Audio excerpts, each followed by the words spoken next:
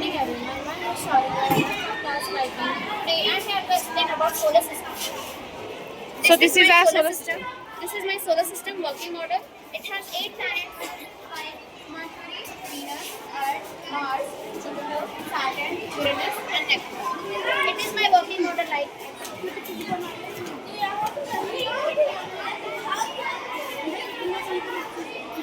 first, second.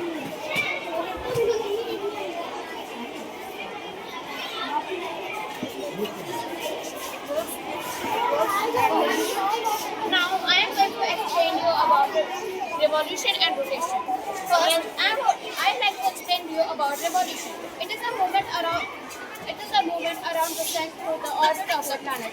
For example, Earth, our planet, can complete revolution in 365 days and 6 hours. Now, let's move on. Rotation. Rotation is the movement of the planet on its axis and can cause day and night.